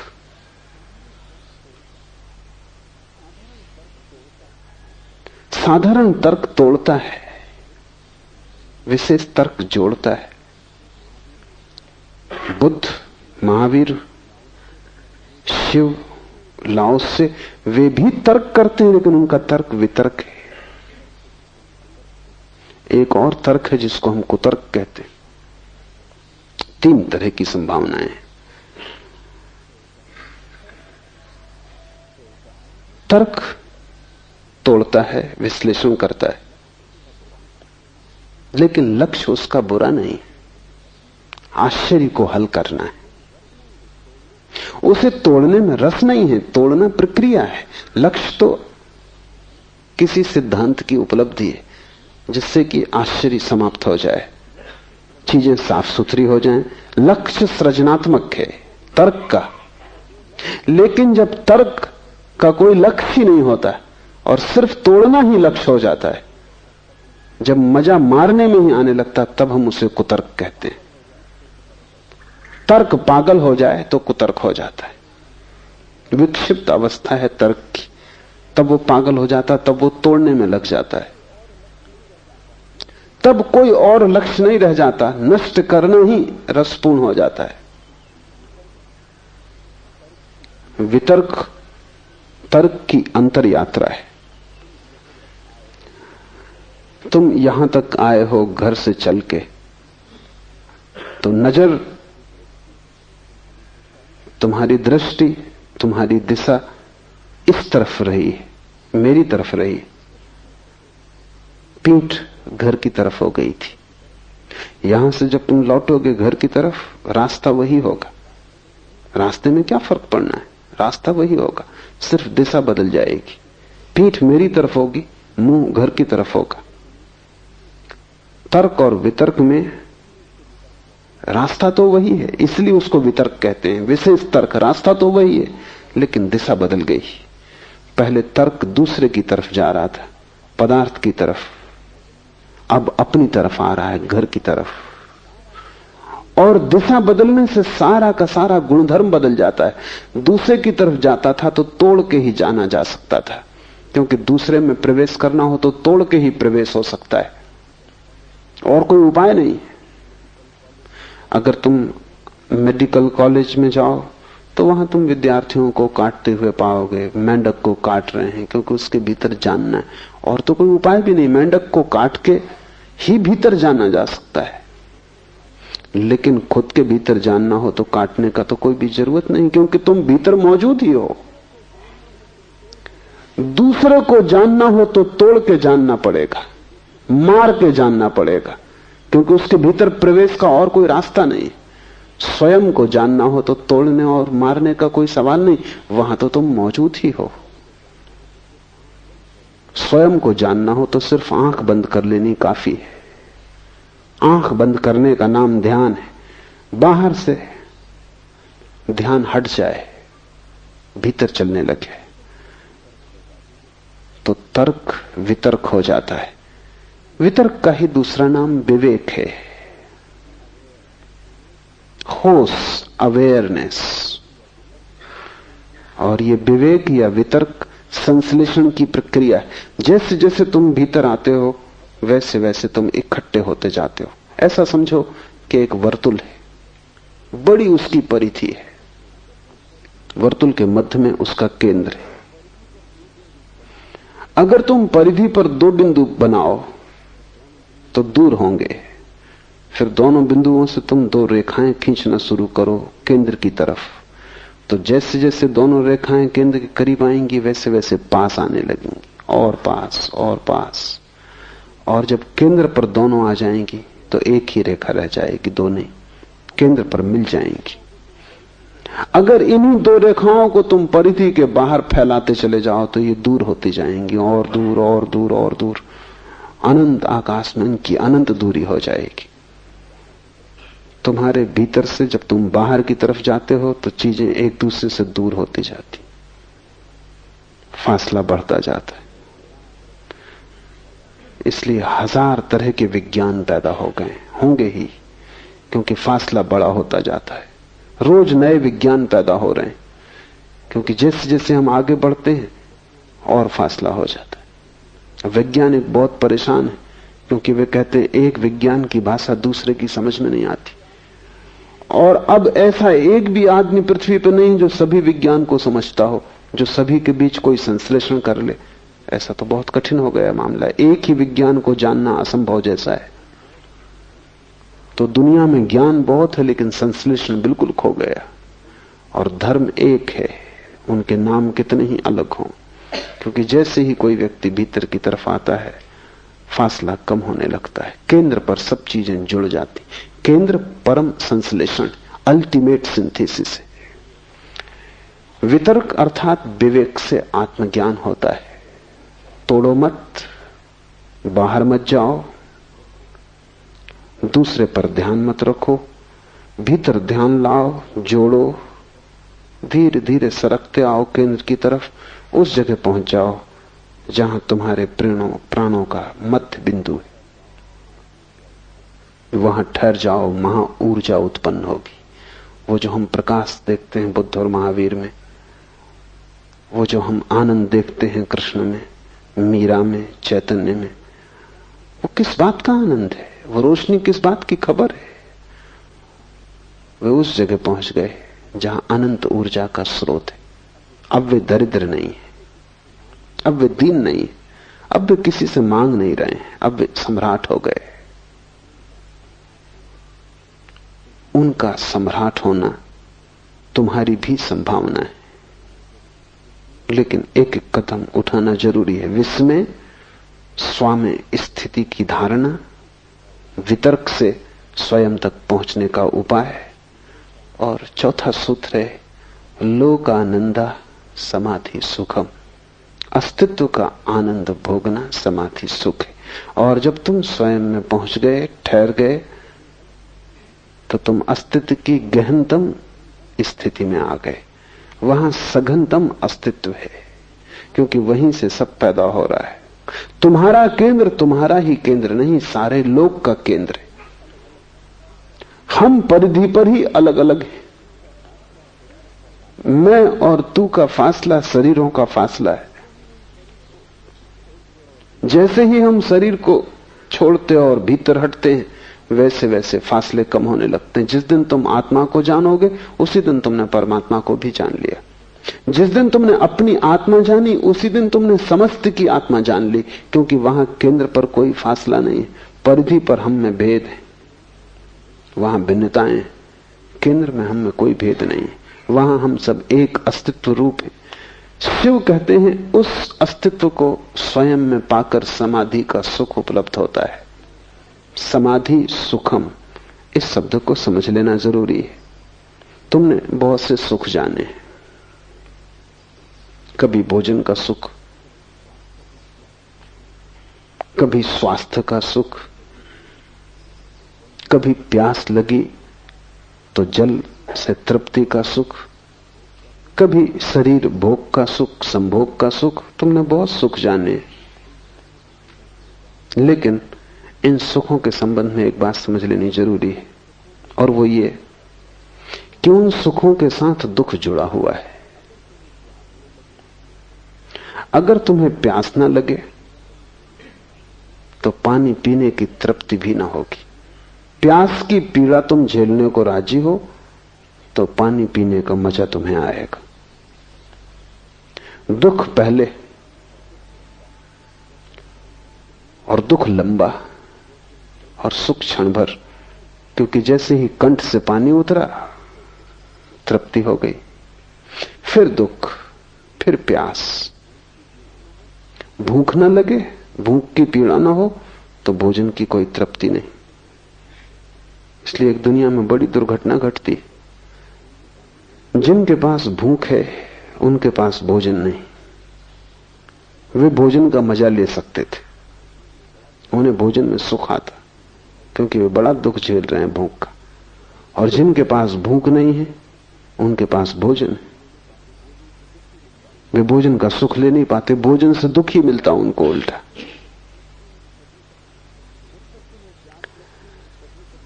जब तक तुम्हें प्यास लगती है तभी तक तुम्हें पानी की तृप्ति है, लेकिन तुम ऐसा जीवन जी सकते हो जिसमें प्यास ना लगे। धूप में मत जाओ, श्रम मत करो, आराम से घर में रहो, प्यास ना लगेगी। तब तुम सोचते हो कि अब खूब मजे से पानी पियो और सुख भोगो, तो तुम पाओगे अब पानी पीने में कोई सुख नहीं। जिस आदमी ने दिन भर श्रम किया है उसे ही रात सोने का सुख मिलेगा। अभी बड़ी कठिन बात हो गई। अगर रात सोने का सुख चाहिए तो दिन मजदूर जैसी जिंदगी चाहिए।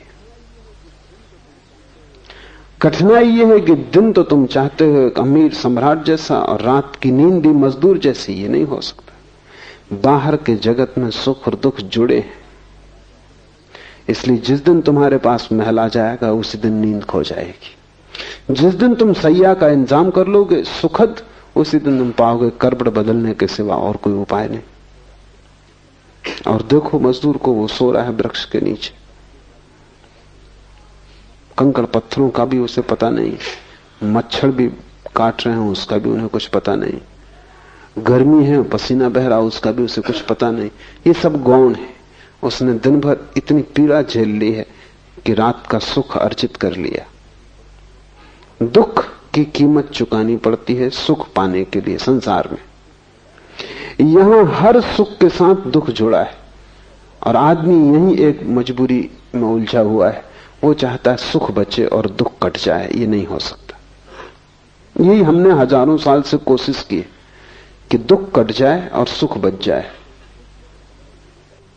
हम जो कर रहे हैं कोशिश, वो संभव नहीं हो पाती। निश्चित दुख कट जाता है, लेकिन उतना ही सुख कट जाता है। दुख हम चाहते नहीं, सुख हम चाहते हैं, इसलिए बड़ी झंझट है। समाधि सुख का क्या अर्थ है जिसके साथ दुख बिल्कुल नहीं। समाधि सुख किसी प्यास की तृप्ति नहीं। समाधि सुख किसी भूख में लिया गया भोजन नहीं है। समाधि सुख श्रम करके रात में ली गई निद्रा का सुख नहीं है। समाधि सुख के साथ दुख का कोई भी संबंध नहीं है। वही अंतर है सांसारिक सुख और आध्यात्मिक सुख में। समाधि सुख सिर्फ होने का सुख है, उसके साथ कोई त्रसा, कोई तृष्णा, कोई दुख नहीं जुड़ा है। वो सिर्फ होने का आनंद है। इसलिए शिव कह रहे हैं लोकानंदा, अस्तित्व का आनंद है। तुम हो, बस इतनी ही बात आनंदपूर्ण है। इसमें कोई त्रसा और पीड़ा और इस सब का कोई संबंध नहीं। फिर ध्यान रहे कि आत्मा की न तो कोई प्यास है न कोई भूख है। इसलिए वहां कोई भूख और प्यास और उनकी तृप्ति से होने वाला सुख तो हो नहीं सकता। सारी भूख प्यास शरीर की है, इसलिए शरीर के सुख दुख से जुड़े ही रहेंगे। जो आदमी भी शरीर के सुख लेना चाहता है उसे दुखों की तैयारी रखनी चाहिए, और जितनी वो दुख की तैयारी रखेगा उतने ही शरीर के सुख ले सकता है।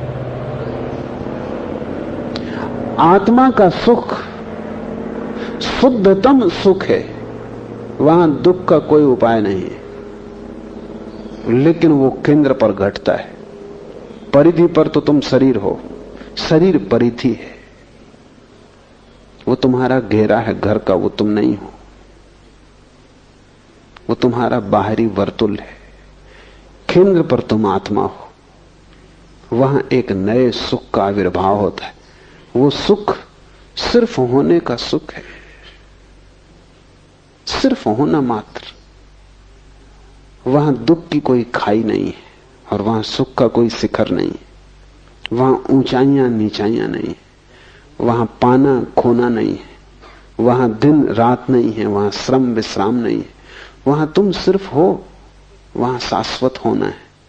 उस शाश्वत होने की एक दशा है जो बड़ी रसपूर्ण है। उस रस में कभी विघ्न नहीं पड़ता, इसलिए उसे संत सनातन शाश्वत कहते हैं, नित्य कहते हैं। उस रस में कभी भी बाधा नहीं आती। कबीर ने कहा है वहां अमृत रस झरता ही रहता है, एक सा एक रस। यहां भी वर्षा होती है, लेकिन उस वर्षा के लिए गर्मी का होना जरूरी है। जब गर्मी से तुम उत्तप्त हो जाते हो, पृथ्वी दरार पड़ जाती है, सब तरफ वृक्ष चीख पुकार करने लगते हैं, सब तरफ त्राह त्राह मच जाती है गर्मी से, तब वर्षा होती। तुम कहोगे ऐसा बेहुदा नियम क्यों है? ऐसा क्यों नहीं है कि वर्षा हो और त्राही त्राही ना हो? लेकिन तब तुम्हें पूरी व्यवस्था समझनी पड़े, गणित समझना पड़े। ये त्राही त्राही मचे तो ही बादल निर्मित होते हैं। जब भयंकर धूप पड़ती है तो पानी भाप बनता है। जब पानी भाप न बने तो वर्षा नहीं हो सकती। तो जब पानी भाप बन जाएगा, आकाश में बादल सघन होंगे, और जब बादल इतने सघन हो जाएंगे कि उनको बरसना ही पड़ेगा, तभी वर्षा होगी। तो वर्षा के पहले भयंकर गर्मी जरूरी है। आत्मा के जगत में विपरीतता नहीं है, वहां द्वंद्व नहीं है, इसलिए हम उसे निर्द्वंद अद्वैत इन शब्दों से पुकारते हैं। वहां एक है, वहां दो नहीं है। पर तब तुम्हें समझना बहुत कठिन हो जाएगा वहां किस तरह का सुख होगा, क्योंकि ऐसा तो तुम्हें कोई सुख पता नहीं है जिसके साथ दुख ना जुड़ा हो। कोई पूछ रहा था सिगमंड फ्रायड से कि विक्षिप्तता की क्या परिभाषा है और विक्षिप्तता तक लोग कैसे पहुंच जाते हैं। सिगमंड फ्रायड ने बड़ा अद्भुत उत्तर दिया। उसने कहा विक्षिप्तता और सफलता इनकी एक ही परिभाषा है, और जो ढंग सफलता तक पहुंचने का है वही ढंग विक्षिप्तता तक पहुंचने का है। क्योंकि जब तुम सफल होना चाहते हो तो तुम तन जाते हो, जब तुम सफल होना चाहते हो तो तुम लड़ते हो, जब तुम सफल होना चाहते हो तो तुम्हारे रात दिन चिंता से भर जाते, जब तुम सफल होना चाहते हो तो प्रतिपल तुम भयभीत होते हो कि पता नहीं जीत पाओ न जीत पाओ। तुम अकेले ही नहीं हो, सब सफलता के लिए करोड़ों प्रतिद्वंदी। तब तुम्हारी रात दिन चिंता, पीड़ा, तनाव, तुम कपते ही रहते हो, पता नहीं क्या होगा क्या नहीं होगा। और यही तो पागल होने का भी रास्ता है। तो जिनको तुम सफल कहते हो, अगर तुम उन्हें बहुत गौर से देखो, तुम उन्हीं तनाव की और बेचैनी की अवस्थाओं में पाओगे जिनमें तुम पागलों को पाते हो। ऐसा हुआ कि जब रूस में खुर्शीव प्रधानमंत्री था तो एक पागलखाना देखने गया। कुछ जरूरी बात उसे याद आ गई तो उसने अपने सेक्रेटरी को फोन करना चाहा, लेकिन बड़ी मुश्किल थी। वो लड़की जो ऑपरेटर होगी बीच में, उनको ध्यान ही नहीं दे रही थी। ध्यान न देने का कारण भी था जो पीछे साफ हुआ। खुर्शीव ने बार बार उससे कहा कि शीघ्र नंबर दो। उस लड़की कोई फिक्र ही नहीं की। तो खुर्शीव ने कहा, लड़की तू समझती मैं कौन हूं? जो कि सदा ही सफल पद पर, धन पर पहुंचे आदमी की धारणा भीतर वो पूरे वक्त 24 घंटे कहता रहता, पता है मैं कौन हूं। चाहे बोले ना बोले, भीतर वो यही बोलता रहता, पता है मैं कौन हूं। क्योंकि इसी के लिए तो सारा गंवाया है, इसी पता करवाने के लिए। आखिर नहीं रहा गया। उसने कहा, लड़की तुझे पता है मैं कौन हूं? मैं खुर्शीव बोल रहा हूं, प्रधानमंत्री। उस लड़की ने कहा, मुझे पता नहीं कि आप कौन है, लेकिन मुझे पता है कि आप कहां से बोल रहे हैं, पागल खाने से।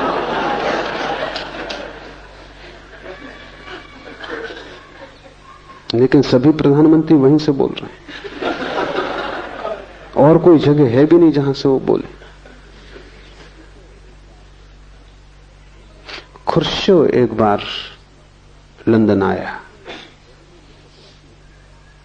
किसी ने उसे बहुमूल्य कपड़ा भेंट किया था। कपड़ा इतना कीमती था कि वो चाहता था दुनिया का श्रेष्ठ से श्रेष्ठ दर्जी उसे बनाए।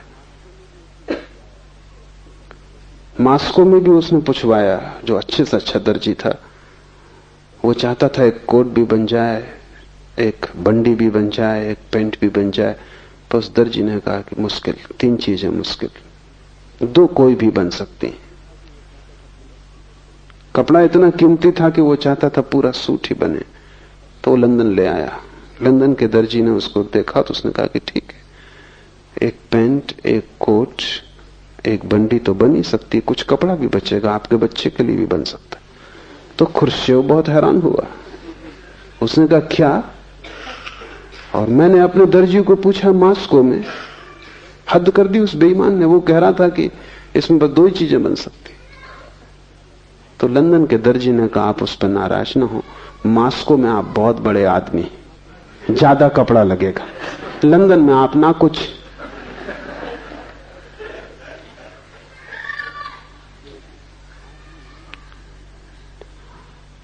आदमी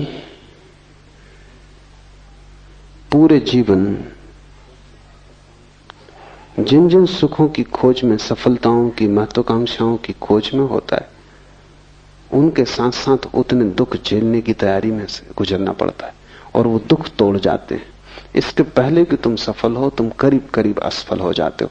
संसार में सफल कोई होता ही नहीं, क्योंकि यहां सफलता की कीमत में इतनी गहरी विक्षिप्तता झेलनी पड़ती है, इतना पागलपन झेलना पड़ता है। जब तक सफलता हाथ में आती है, हाथ में आने योग्य नहीं रह जाती।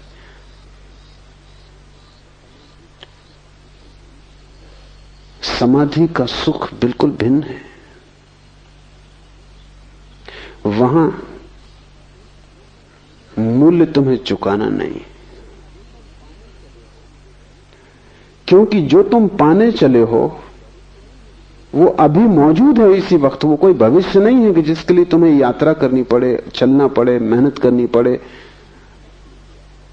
वो अभी मौजूद है, इसी वक्त मौजूद है।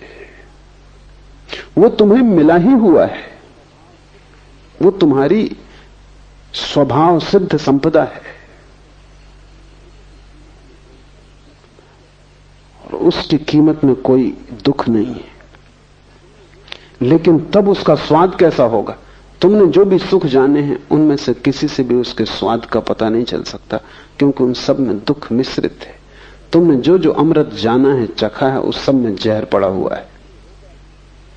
क्योंकि शरीर के साथ ही ये होगा ही। शरीर में जन्म और मृत्यु दोनों जुड़ी हैं, अमृत और जहर दोनों पड़े हैं। शरीर से तुम जो भी सुख जानोगे उसमें दुख रहेगा ही। लेकिन आत्मा सिर्फ अमृत है, उसकी कोई मृत्यु नहीं, वो शाश्वत है, वहां विपरीत नहीं है, वो सिर्फ जीवन है, शुद्ध जीवन है। इसलिए तुमने जो भी सुख चखे हैं उनकी तिक्तता, उनका कड़वाहट छोड़ दो, उनकी तिक्तता को बिल्कुल हटा दो, तो तुम कल्पना शायद थोड़ी सी कर पाओ। तुमने जो भी सुख जाने उन सब में से उनका विपरीत जो दुख का हिस्सा है वो अलग कर दो, तो थोड़ी सी तुम्हें झलक कल्पना में आ सकती, लेकिन वो झलक भी पक्की खबर ना देगी, क्योंकि परिधि पर सिर्फ झलकें मिलती हैं।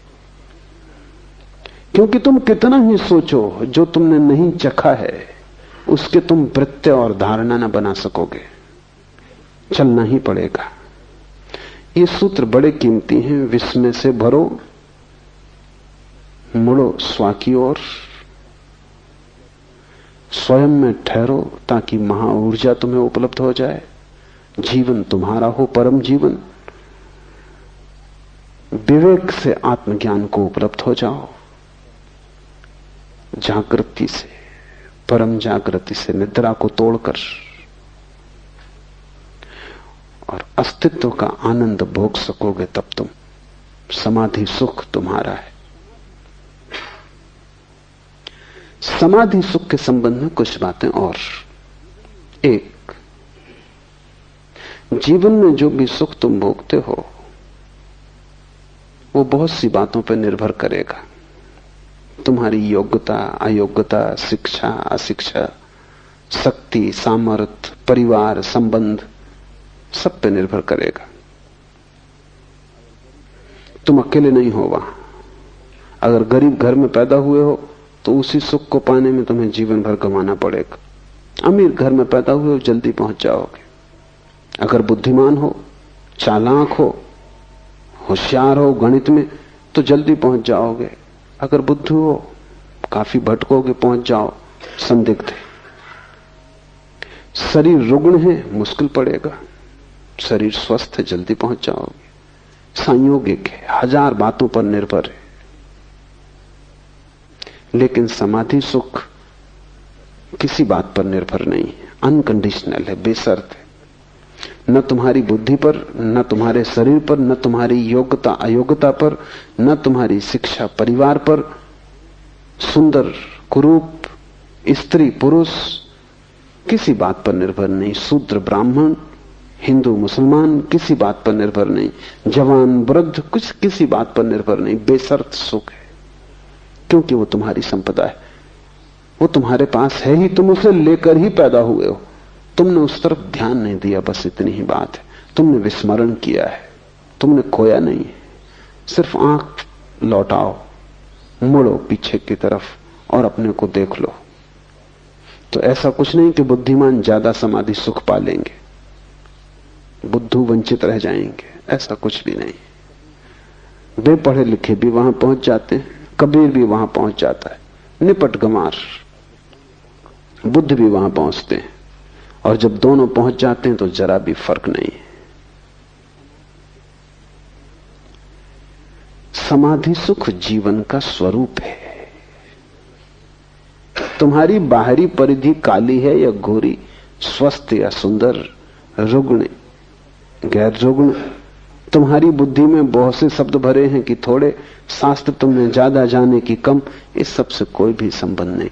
तुम्हारा होना पर्याप्त है, तुम हो, इतना काफी है।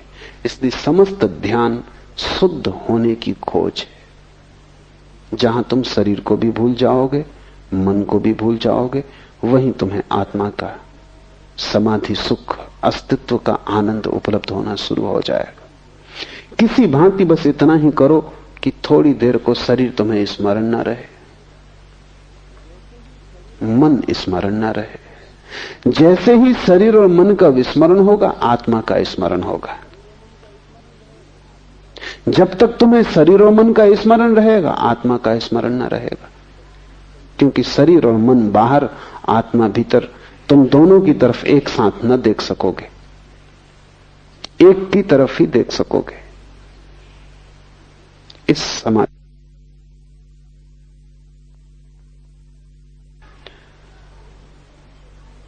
पहली गर्दन का मोड़ना ही सारा श्रम लेता है। एक बार कुंजी हाथ में आ गई, फिर तुम मालिक हो। फिर जब चाहा तब तुम मजे से संसार में घूमो। तुम्हारे समाधि सुख को कोई छीन ना सकेगा। तुम दुकान पर बैठो, तुम समाधि सुख में रहोगे। तुम बाजार में रहो, तुम समाधि सुख में रहोगे। एक बात घटना शुरू होगी कि जो तुम्हारी बाहर सुखों की बड़ी दौड़ है वो अपने आप छीन होती जाएगी, क्योंकि जब महान सुख हाथ में आ जाए तो क्षुद्र सुखों की चिंता कौन करता है। जब हीरे जवाहरात हाथ में आ जाएं तो कंकड़ पत्थर आदमी अपने आप फेंक देता है, उन्हें फिर त्यागना नहीं पड़ता। इसलिए मैं निरंतर कहता हूं, ज्ञानी कभी कुछ त्यागता नहीं। जो व्यर्थ है वो छूट जाता है। अज्ञानी त्यागते, क्योंकि त्याग उन्हें कष्टपूर्ण है, उन्हें सार्थक का तो कोई पता नहीं, और व्यर्थ को छोड़ने की कोशिश करते हैं। मन पकड़ता है, क्योंकि मन कहता है अभी इसको छोड़ दे रहे हो जो हाथ में, और जो हाथ में नहीं हो उसका क्या भरोसा है, वो है भी या नहीं ये भी संदिग्ध है। तो मैं तुमसे कुछ भी त्यागने को नहीं कहता, मैं तुमसे सिर्फ उसका स्वाद लेने को कहता हूं।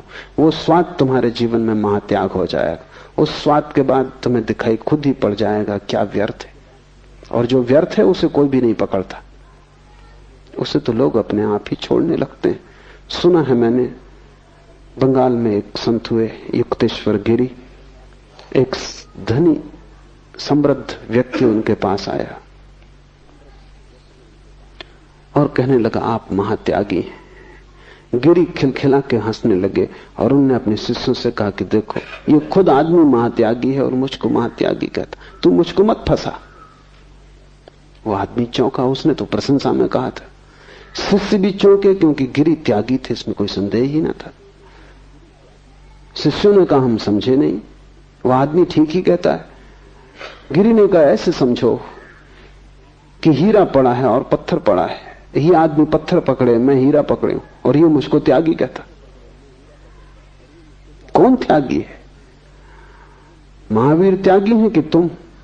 बुद्ध त्यागी है कि तुम ही त्यागी हो, क्योंकि कचरे को पकड़े हो, समाधि सुख को छोड़ रहे हो, और व्यर्थ क्षुद्र परिधि पर घटने वाली दुख मिश्रित घटनाएं, जहां कुछ भी शुद्ध नहीं है, जहां सभी अशुद्ध है, जहां सभी बासा है, उच्छिष्ट है, उसे तुम पकड़े बैठे हो। संसारी महात्यागी है, लेकिन संसारी सन्यासियों को त्यागी समझते, उनको लगते हैं सन्यासी त्यागी। सच में तो वो दया करते हैं कि बेचारे सब छूट गए, सब छोड़ दिया, कुछ भोगा नहीं। सम्मान भी करते हैं, भीतर गहरे मन में दया भी करते हैं कि ना समझ, बिना भोगे सब छोड़ दिया। कुछ तो भोग लेते, उन्हें पता ही नहीं कि वो किससे कह रहे हैं। सन्यासी को महाभोग उपलब्ध हुआ है, अस्तित्व ने उसे महाभोग में आमंत्रित कर लिया है। तुमसे मैं छोड़ने को नहीं कहता, तुमसे मैं जानने को कहता हूं, स्वाद लेने को कहता हूं। वही स्वाद तुम्हारे जीवन में धीरे धीरे जो व्यर्थ है उसका कटना हो जाएगा। व्यर्थ छूट ही जाता है, उसे छोड़ना नहीं पड़ता है। आज इतना ही।